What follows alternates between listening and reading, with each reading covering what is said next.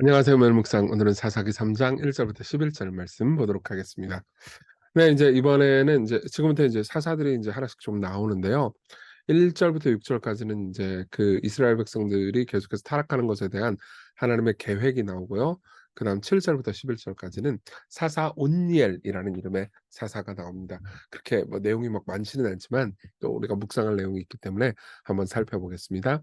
여호와께서 가나안의 모든 전쟁들을 알지 못한 이스라엘을 시험하려 하시며 이스라엘 자손의 세대 중에 아직 전쟁을 알지 못하는 자들에게 그것을 가르쳐 알게 하려 하사 남겨두신 이방 민족들은 자, 이 부분을 보세요.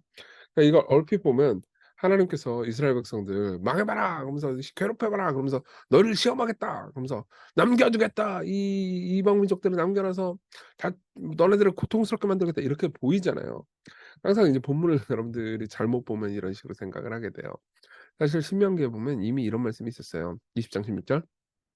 오직 내 하나님 여호와께서 내게 기업으로 주시는 이 민족들의 성읍에서는 호흡 있는 자를 하나도 살리지 말지니 곧 헷 족속과 아모리 족속과 가나안 족속과 브리스 족속과 히위 족속과 여부스 족속을 내가 진멸하되 네 하나님 여호와께서 내게 명령하신 대로 하라. 이는 그들이 그 신들에게 행하는 모든 가증한 일을 너에게 가르쳐 본받게 하여 너희가 너희 하나님 여호와께 범죄하게 할까 함이니라. 이미 여기 말하는 헷 족속, 아모리 족속, 가나안 족속, 브리스 족속과 히위 족속, 여부스 족속 너무나 악한 짓들을 너무나 많이 하고 있었고 이게 사실상 그러니까 통제가 안 되는 수준이었어요. 그래서 하나님께서는 이들을 회개하는 사람들은 받아주셨습니다. 회개치 않는 사람들을 진멸하심으로써 심판, 일종의 사형 선고였던 거죠. 심판을 하게 하는 하나님의 작정이었어요. 근데 이스라엘 백성들이 우리가 이미 1-2 장에서 봤지만은 노동력 부려먹고 뭐 돈 뺏고 막 그러려고 그들을 남겨 놨어요. 근데 여기서 보면 남겨 놨다라는 것을 하나님께서는 뭐라고 표현해요 또? 남겨 두셨다 이렇게 표현하는 거죠. 이 모든 것이 하나님의 주권이라는 겁니다. 그래서 사실 그들이 저지른 일에 대해서 하나님께서 '이 녀석들이 남겨져 있는데 나를 계속해서 신뢰하나? 내가 이길 것이라는 것을 신뢰하나?' 보고 계셨다는 거죠. 자, 어쨌든 그렇습니다. 3 절에 보면 블레셋의 다섯 군주들과 모든 가나안 족속과 시돈 족속과 바알 헤르몬 산에서 하맛 입구까지 레바논 산에 거주하는 히위 족속이라 남겨두신 이 이방 민족들로 이스라엘을 시험하사 여호와께서 모세를 통하여 그들의 조상들에게 이르신 명령들을 순종하는지 알고자 하였더라. 그러니까 무슨 말이에요? 모세를 통해서 남겨진 명령은 율법이기도 하지만 또 내가 이긴다. 내가 너희들과 함께 있다. 그러니까 나를 따라라. 나를 신뢰하라. 괜찮다. 두려워하지 말라. 이 말씀을 믿고 신뢰하고 있나 이거죠. 사실 근데 그들은 계속해서 하나님만 섬기는 게 아니고 이방 민족들도 그러니까 이 가나안 땅에 있는 이방 민족들의 신도 같이 섬기려고 그랬어요. 5 절에 보면 그러므로 이스라엘 자손은 가나안 족속과 헷 족속과 아모리 족속과 브리스 족속과 히위 족속과 여부스 족속 가운데서 거주하면서 그들이 인제 어떤 짓을 했는지를 보죠. 그들의 딸들을 맞아 아내로 삼으며 자기 딸들을 그들의 아들들에게 주고 또 그들의 신들을 섬겼더라. 이스라엘 자손이 네 여호와의 목전에 악을 행하여 자기들의 하나님 여호와를 잊어버리고 바알들과 아세라들을 섬긴지라 이렇게 이야기를 합니다. 그러니까 그들은 계속해서 하나님만을 따르지 않고 이방을 섬겼다는 거죠. 특히 잊어버리고라는 표현이 되게 중요해요. 잊어버리고. 이 말은 그러니까 뇌에서 여호와라는 정보가 사라졌다는 의미가 아니에요. 여전히 이들은 하나님을 믿는다고 생각을 해요. 근데 하나님과 더불어서 바알도 섬기는 거죠. 예. 평상시에는 하나님을 섬기는 것처럼 보이지만 비가 안 와. 그러면 비를 내려줄 신인 바알을 더 숭배하는 거죠. 우리도 그러잖아요. 뭐 "주님만 사랑해요." 막 "주님만." 이러고 나서 실제로는 돈인 주가 나를 사랑해 주고 건져 주고 구원해 줄 거라고 생각한단 말이에요. 사실 이런 문제가 당시에 있었던 거죠. 그래서 8 절에 보면요. 여호와께서 이스라엘에게 진노하사 그들을 메소포타미아 왕 구산 리사다임의 손에 파셨으므로 이스라엘의 자손이 구산 리사다임을 8년 동안 섬겼더니 재밌는 게 뭐냐면 이 구산 리사다임이라는 말의 이름이 그러니까 두 배로 악한 구산이라는 뜻이에요. 여기 리사다임이라는 말이 두 배로 악하다. 그러니까 곱절로 악하다라는 표현이거든요. 그러니까 곱절로 악한 이 구산에게 파신 거예요. 그러니까 우리가 항상 우상을 섬기잖아요. 그럼 우상에게 하나님께서 내어버려 두시는데 우상을 섬기도록 근데 그 우상은 악한 신이에요. 하나님 선하신 분인데 선하신 분이 우리 마음이 악하니까 우리에게 명령하시는 모든 것들을 우리가 싫어하잖아요, 선하신 명령이라 하더라도 우리가 악하니까. 근데 악한 자들에게 그럼 숭배하고 악한 자들이 주는 잠시의 쾌락을 기뻐하고 그들을 구원자로 여기잖아요. 그럼 결국 그들은 악한 존재이기 때문에 우리를 고통스럽게 만든다는 거죠. 그래서 이스라엘 자손이 여호와께 부르짖음에 여호와께서 이스라엘 자손을 위하여 한 구원자를 세워 그들을 구원하게 하시니 그는 곧 갈렙의 아우 그나스의 아들 온니엘이라. 예. 보이시나요? 이 온니엘 즉 악사하고 결혼한 우리 1 장에서 이미 봤는데요.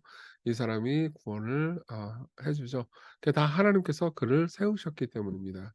그리고 그 이전에는 뭐가 있었어요? 하나님께 부르짖는 울부짖음이 있었죠. 일종의 회개가 있었던 거죠.